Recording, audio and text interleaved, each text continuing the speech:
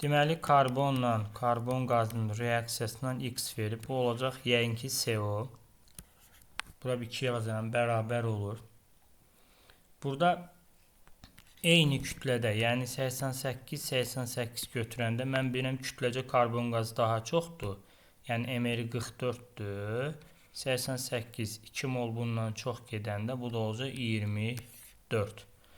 Və alınan maddədə burada 56 vur 2. Yəni ikisinin cəmi 112 olacaq.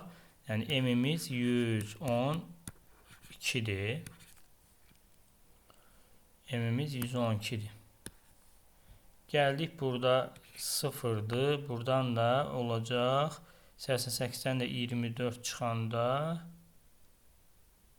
yəni 88-dən 24 qram karbon çıxanda 4 64. Yəni N-imiz də olacaq 64. Cavabımız D variantı.